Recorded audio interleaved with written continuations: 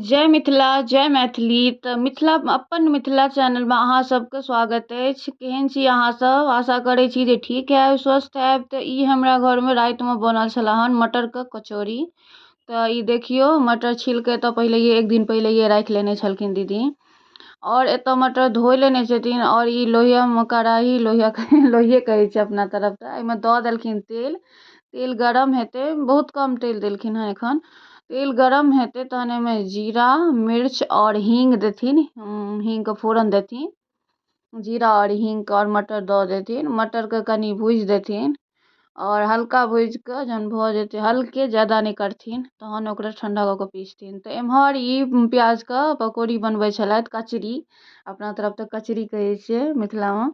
तऽ प्याजके कचरी बनै छलै किएकि हिनका मंगल छलै, मंगल दिनके व्रतमे रहै छथिन, सहै छथिन। तऽ ई एलखिन तऽ कहलियै जे आब ओना कोना रहथिन, ताहि दुआरे कचरी बना दियौ कनि, जे खा लेथिन मुरही कचरी। हिनका नीको लगै छनि कचरी प्याजवला। तऽ एतऽ दीदी फोरन दऽ देने छलखिन। एहिमे मिर्च दऽ देलखिन। आब देथिन जीरा और हींग। यहाँ एतऽ जीरा दऽ देलखिन और आब देथिन एहिमे हींग। ताहिके बाद पूरा मटर दऽ देथिन। ई मिरचाइ जे पहिले देलखिन, पूरा घरमे बुझियौ मिरचाइ कऽ देलखिन। हम कहलियै बादमे दैतियै ने, पहिलैए फोरनमे दऽ देलखिन तऽ बहुत ज़्यादा सुरसुरी भऽ गेल रहै। बौओ सबके खाँसी हुअ लागल छलै।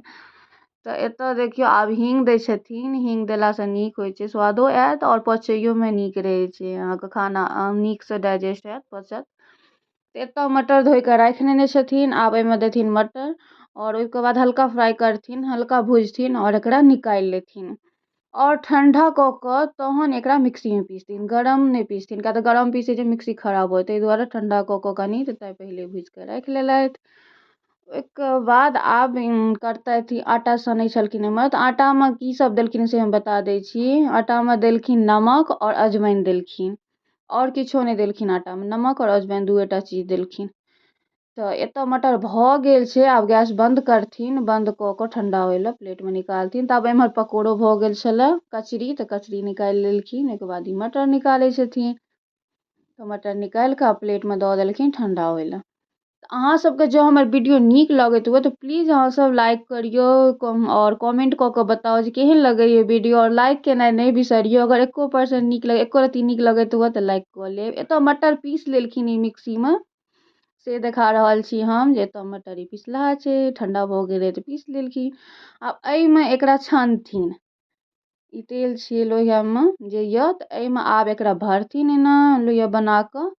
ई आटाके अथी बना कऽ एहिमे भरथिन। तहन हल्का एकरा छोटे छोटे बनेथिन, किएक तऽ एहिमे तहन ओना ज़्यादा नहि भरेतै, ताहि दुआरे छोटे छोटे बनेलखिन हँ, जे तहन ज़्यादा अथी भरे। देखै छियै कते कतेके भरि भरि कऽ देलखिन, पूरा भरि भरि कऽ। और बहुत नीक बनल छलै। ठंडा मौसममे तऽ ईसब खेबाके चाही, गर्मीमे तऽ ईसब नहि होइ छै खायल। ताहि दुआरे अहूँ सब बनाउ और खाउ मटरके कचौड़ी। मटर, गाजर ईसब ठंडामे ज़्यादा रहै छै। साग सब, तऽ ईसब खेबाक चाही। तऽ हम ज़्यादा ईसब नहि बनबै छी, फ्राइवला चीजसब। छनलाहा भुजलाहा चीजसब हमर घरमे बहुत कम बनैए, किएक तऽ गैस बनि जाइए, हमरा सबके नहि पचैए ताहि दुआरे। तऽ कतहियो शौक भेल जे मटरके कचौड़ी बनाबी, दीदी कहलियै बना दियौ, तऽ ओ बनाबै छलथि हन। तऽ एतऽ देखियौ ई हम बादमे कहलियै कनि कनि बेल दियौ, ओना मोट रहत ने ज़्यादा तऽ मतलब देरीसँ हैत, छानैमे टाइम लागत, किएक तऽ कम कऽ कऽ तहन छानब। बेल देबै तऽ कनि पतला भऽ जायत तऽ नीक रहत। तऽ बादमे सएह केलखिन दीदी, बेललखिन। और अहाँसब अगर एखन तक हमर चैनलके सब्सक्राइब नहि केने छी तऽ जल्दी जल्दीसँ सब्सक्राइब कऽ लिअ। और हमर दुनू चैनलके कऽ लिअ, अनुष्का मुकेश ऑफिशियल तकरो कऽ लिअ और एकरो कऽ लिअ। एकरो कऽ लिअ किएकि हम दुनू चैनलपर अपन वीडियो दै छियै, कखनो एहिपर तऽ कखनो ओहिपर। ताहि दुआरे एकरो कऽ कऽ राखि लिअ, ओकरो कऽ कऽ राखि लिअ। कोनोपर वीडियो देबै तऽ नोटिफिकेशन चलि जायत अहाँ सबके। तऽ और वीडियो नीक लागत तऽ लाइक कऽ दियौ, नहियो नीक लागत तैयो लाइक कऽ दियौ, जरूर लाइक कऽ दियौ। तऽ एतऽ देखियौ सबटाके अहिना भरि भरि कऽ गरम तेल एहिमेसँ कनि निकालि लेलखिन, जाहिसँ कि चिपकै नहि, ताहि दुआरे।